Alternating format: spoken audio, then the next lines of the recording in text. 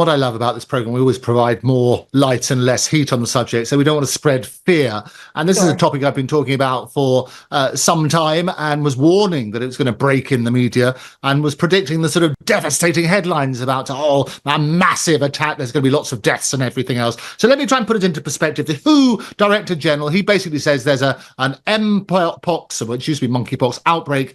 He declared a public health emergency of international concern, the PHEIC, due to the upsurge in the Democratic Republic of the Congo and other African countries. And basically it followed advice from the IHR Emergency Committee of Experts, and they cited potential for further spread within Africa and beyond. Now, you might remember there's two clades. There's a clade 1, which is incredibly serious and does result in death, and clade 2, which is far more prevalent, but is not nearly as serious. Well, apparently, as with all these things, this new strain is basically evolved, and now there's basically this clade 1b. And what that is, that's spreading rapidly in eastern DRC and neighboring countries like Burundi, Kenya, Rwanda, and Uganda, primarily through sex. So people have got to be aware of that sort of stuff.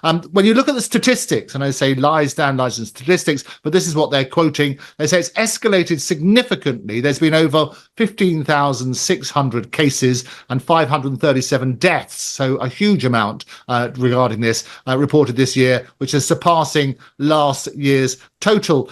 They're basically asking for an extra $15 million to support surveillance and response efforts and so on and so forth. The big key in all of this is look at the facts, have a look. There's lots of resources out there and so on and so forth. The usual sort of warning about don't be scared, just be practical. Right. Good points there. Thank you for laying all that information out. I do want to just look to what had happened in 2022 when this monkeypox virus was first brought to the public's attention, at least on a global scale, because there was also a similar outbreak or concern of international international concern that was put forward by the WHO. And this followed actually a simulation that took place at the Munich Security Conference in March of 2021, in which they simulated a response to a potential monkeypox outbreak, and that potentially spreading to other countries throughout the world. But what was very unusual about the 2022 outbreak, and again, this is not according to me, it's according to many public health professionals. One in particular is Dr. Christian Perrone, also a former WHO insider, who said at the time I had interviewed him in 2022, he said that it was highly unusual the way this outbreak was presenting itself. So typically with monkeypox, if there were to be any outbreaks outside of Africa, it was usually single isolated cases. However, in 2022, there was a simultaneous spread to multiple foreign countries at the very same time. So I actually asked him, could there be genetic tampering of this virus? He said that was, of course, always a possibility. But traditionally, again, this infection was mild in humans and also difficult to spread from person to person. Usually you would have to be in prolonged physical contact with an infected individual to contract this virus. And he, in fact, said that he was very surprised by this outbreak in 2022. So it is interesting to see this now being brought forth to the public's attention once again, and it does raise questions as to, is there interference or manipulation with the viral strain? Basil, do you have any insights as to what may be going on here, and if people should really be trusting and putting their faith in what the WHO says, given their pretty poor track record? Good afternoon, good morning to you all, wherever you are in the world.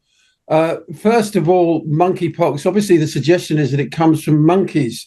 Did it? We're told that AIDS came from monkeys and that coronavirus came from bats.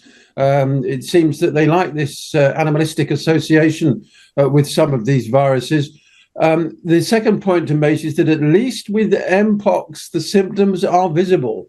I saw a picture of an unfortunate chap outside his hospital ward in the Congo, and his face is covered in dozens of tiny little pimples, hands and legs as well. So unlike the lurgy, the mysterious COVID, which you not only could you not see any visible symptoms, you had to take an extremely crude test to discover.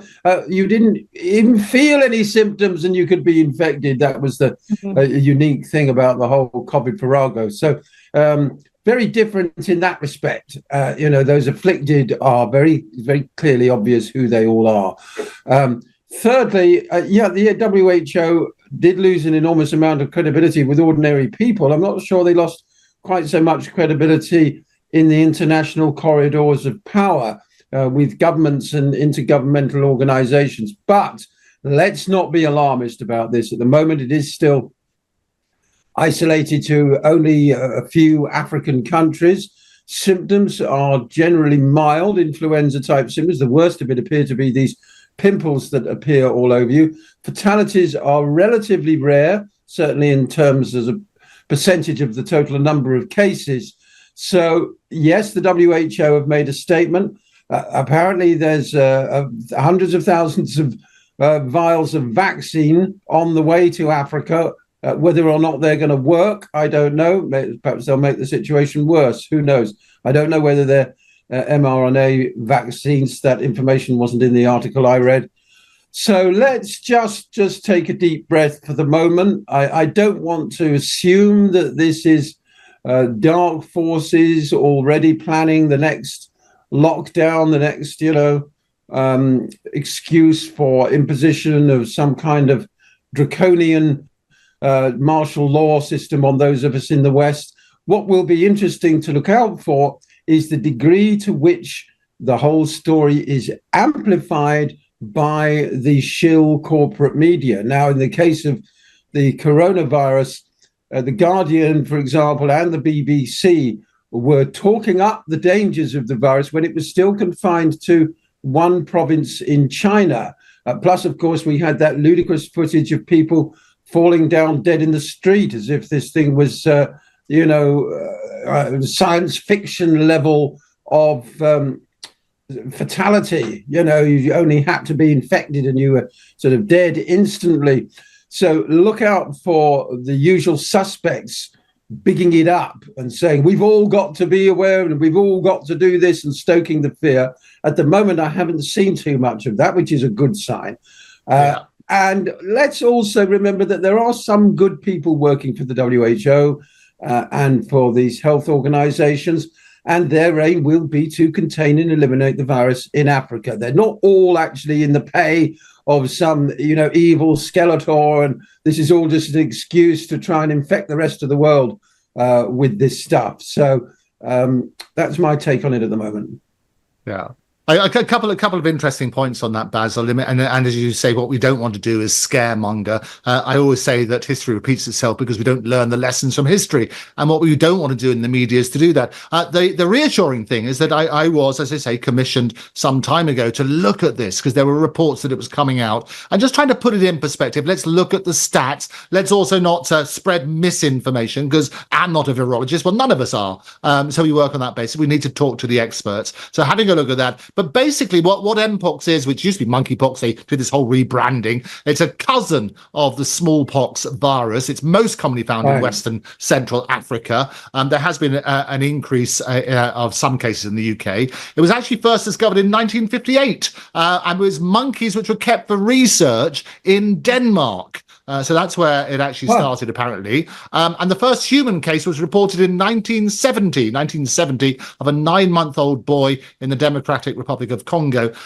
Types, so they're basically claimed one. Sorry to interrupt, Andrew, but if it was originated in a lab in Denmark, how come the first case then originated in the Congo? I know, it's extraordinary, and I haven't had that transition. Why it would be a 9-month-old person? And this is what they said. They discovered it in a lab. Now, whether the bits of research and so on and so forth, 1958, and obviously there's those 12 years from 1958 to 1970 before you had these sort of things. But there are two clades. You're going to hear this narrative, which is why it's important that we set it out on the Muckrakers, because we can help that all make sense. Clade 1, which is really very, very severe and has a higher mortality rate, it leads to about deaths in about 10% of people, and that's predominantly found in Central Africa. But Clade 2, which is the one Taylor mentioned about this outbreak starting in 2022, that was of Clade 2, which is generally less severe. 99.9% of those who get it recover, and that's mainly found in West Africa.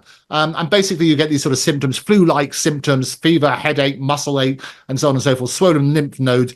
It basically spreads from person to person. I talked about sex, but also touching the skin and kissing can also do that sort of side as well. Handling certain animals in dangerous areas, they warn about that sort of stuff. And they also talk about bedding and towels and not using general stuff. It's not the end of the world. If you do have any of those symptoms or you're a little bit concerned, do check out on some of the websites and go and seek medical advice, because we're not experts. What we can do, we can look at the information, double check it as much as we can. But this is evolving. And as we said at the very beginning, let's make sure that ignorance is not a big thing that leads to panic. We don't need to panic. We need to be realistic, look at the stats. But I can guarantee that this narrative about the new Mpox is coming is going to dictate the headlines for a number of days to come.